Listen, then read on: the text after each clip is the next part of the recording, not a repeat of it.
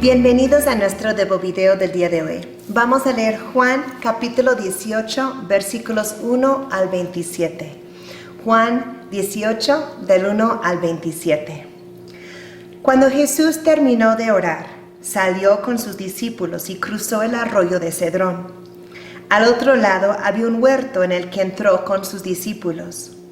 También Judas, el que lo traicionaba, conocía aquel lugar, porque muchas veces Jesús se había reunido allí con sus discípulos. Así que Judas llegó al huerto a la cabeza de un destacamento de soldados y guardias de los jefes de los sacerdotes y de los fariseos. Llevaban antorchas, lámparas y armas. Jesús, que sabía todo lo que le iba a suceder, les salió al encuentro. ¿A quién buscan?, les preguntó. A Jesús de Nazaret, contestaron. Yo soy. Judas el traidor estaba con ellos. Cuando Jesús les dijo, yo soy, dieron un paso atrás y se desplomaron. ¿A quién buscan?, volvió a preguntarles Jesús. A Jesús de Nazaret, repitieron. Ya les dije que yo soy. Si es a mí a quien buscan, dejen que estos se vayan. Esto sucedió para que se cumpliera lo que había dicho. De los que me diste, ninguno se perdió. Simón Pedro, que tenía una espada, la desenfundó e hirió al siervo del sumo sacerdote, cortándole la oreja derecha. El siervo se llamaba Malco. Vuelve esa espada a su funda, le ordenó Jesús a Pedro. ¿Acaso no he de beber el trago amargo que el Padre me da a beber? Entonces los soldados, con su comandante y los guardias de los judíos, arrestaron a Jesús. Lo ataron y lo llevaron primeramente a Anás, que era suegro de Caifás, el sumo sacerdote de aquel año. Caifás era el que había aconsejado a los judíos que era preferible que muriera un solo hombre por el pueblo. Simón Pedro y otro discípulo seguían a Jesús, y como el otro discípulo era conocido del sumo sacerdote, entró en el patio del sumo sacerdote con Jesús. Pedro, en cambio, tuvo que quedarse afuera junto a la puerta.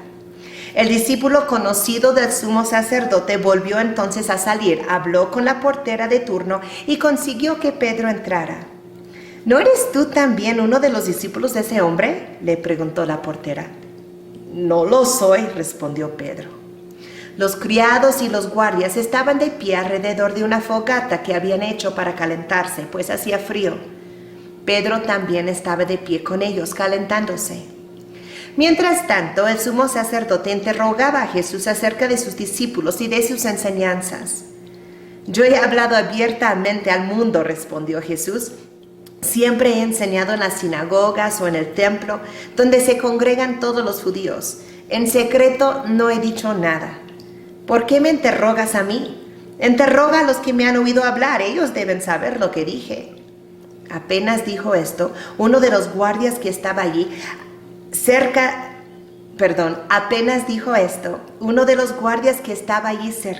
le dio una bofetada y le dijo, ¿así contestas al sumo sacerdote? Si he dicho algo malo, replicó Jesús, demuéstramelo. Pero si lo que dije es correcto, ¿por qué me pegas?